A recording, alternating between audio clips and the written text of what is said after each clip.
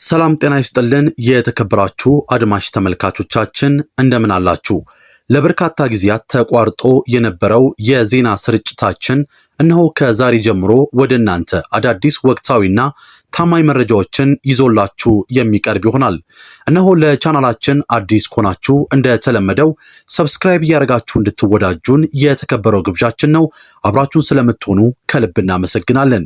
የዛሬው ርዕሰ ጉዳያችን እስራኤል፣ ኢትዮጵያ፣ ሶማሊላንድ፣ ግብፅና አሜሪካን የተመለከተ ይሆናል። እስራኤል እንደ አውሮፓውያን አቆጣጠር በዲሴምበር 2025 መጨረሻም ለሶማሊላንድ የሉዓላዊ ሀገርነት ዕውቅና የሰጠች የመጀመሪያው ሀገር መሆኗን ተከትሎ ግብፅ በምላሹ በሶማሊያ ያለውን ወታደራዊ ተልዕኮዋን ወደ ከፍተኛ ደረጃ እያሸጋገረች መሆኑ ተገልጿል። ናሽናል ምንጮችን ጠቅሶ እንደዘገበው ካይሮ በሶማሊያ የሚገኘውን የጦር ኃይሏን ቁጥር ወደ 10,000 ያሳደገች ሲሆን ይህ ግዙፍ ወታደራዊ ዝግጅት እስራኤልና ኢትዮጵያ በቀጠናው እየፈጠሩት ያለውን ጥምረት ለመመከት ያለመ ስትራቴጂካዊ እርምጃ ነው ተብሎለታል። የግብፅ መንግስት ዋነኛ ተልዕኮ የሶማሊያው ፕሬዝዳንት ሐሰን ሼህ መሐመድ መንግስትን ከውድቀት ማዳን እንደሆነ ይታወቃል። ለግብፅ ፖለቲካ ቅርበት ያላቸው ምንጮች እንዳረጋገጡት ካይሮ፣ እስራኤልና ኢትዮጵያ ተባብረው የሞቃዲሾን ማዕከላዊ መንግስት ለማፍረስ ሊሞክሩ ይችላሉ የሚል ከፍተኛ ስጋት አላት ተብሏል። በመሆኑም ግብፅ የሞቃዲሾ መንግስት መጠበቅ የራሷን ብሔራዊ ደህንነት እንደመጠበቅ ቆጥረዋለች። እስራኤል በሶማሊላንድ በኩል ወታደራዊና ስለላ ጣቢያ ማግኘቷ ግብፅን በቀይ ባህርና በአፍሪካ ቀንድ ያላትን ተጽዕኖ የሚፈታተን እርምጃ ተደርጎም ተወስዷል። የዚህ ወታደራዊ እንቅስቃሴ ዋና ሞተር የናይል ወይንም አባይ ውሃ ውዝግብ እንደሆነ ይታወቃል። ግብፅ እስራኤል በሶማሊላንድ በኩል ለኢትዮጵያ የስትራቴጂክ ሽፋን በመስጠት የአዲስ አበባን አቋም ታጠናክራለች ብላ ትሰጋለች።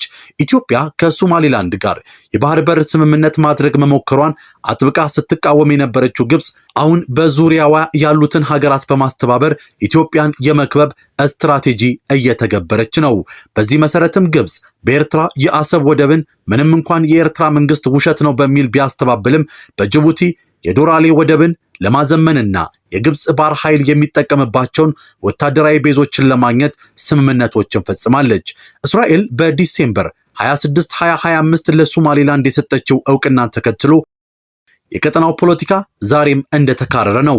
ግብፅ፣ ቱርክ፣ ሶማሊያና ጅቡቲ ውሳኔውን ወዲያውኑ እንዳወገዙት የቅርብ ትውስታችን ነው።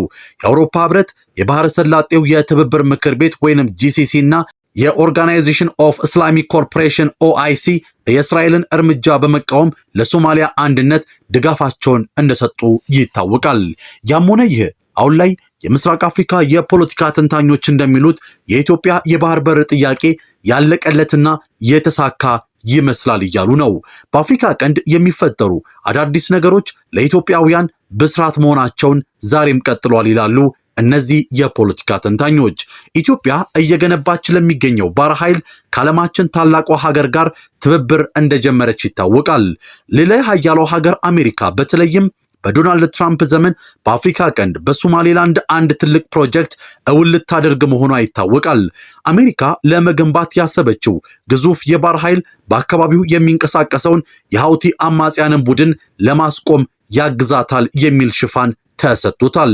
ለዚህ ስራ ሲባል ዋሽንግተን የሶማሊላንድ የባህር ዳርቻዎችን ምርጫዋ ማድረጓ ኢትዮጵያ በነጻነት ከሀርጌሳ ጋር የተፈራረመችው ውል ወደ ተግባር ለመቀየር እድልን ይፈጥራል ተብሏል።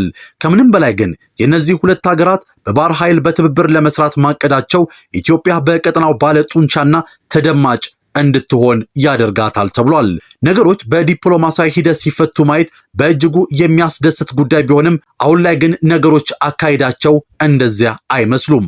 አንዳንድ ጊዜ ይላሉ ቅንነት የሚጎድላቸው ኃይሎች ከሰጥቶ መቀበል ተወያይቶ ከመግባባት ይልቅ ጦርነትን፣ ዛቻና ማስፈራራትን ምርጫቸው ያደርጋሉ።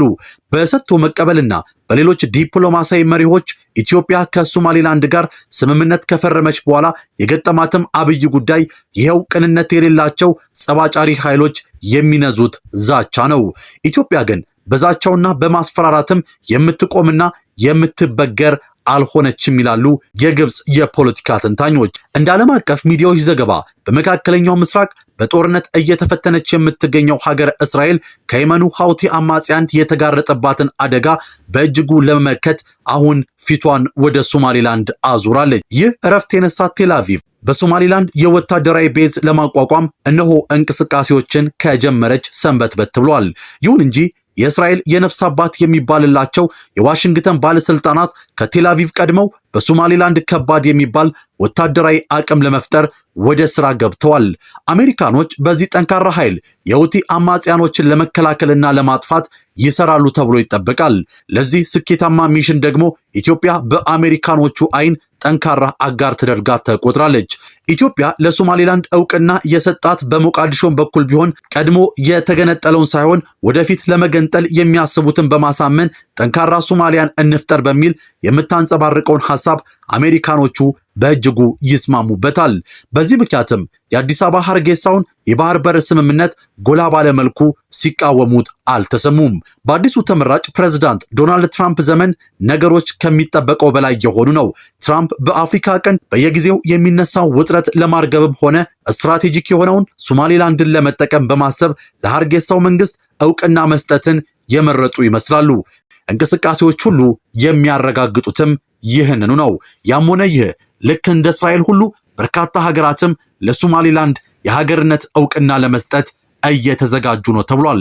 የተከበራችሁ አድማጭ ተመልካቾቻችን የሰዓቱ ትንታኔያችን በዚህ አበቃ። በሌላ መረጃዎች እስክንገናኝ አብራችሁን ስለነበራችሁ ከልብ እያመሰገንን ለቻናላችን አዲስ ከሆናችሁ ሰብስክራይብ እያደረጋችሁ እንድትወዳጁን የተከበረው ግብዣችን ነው። መልካም ቆይታ በድጋሚ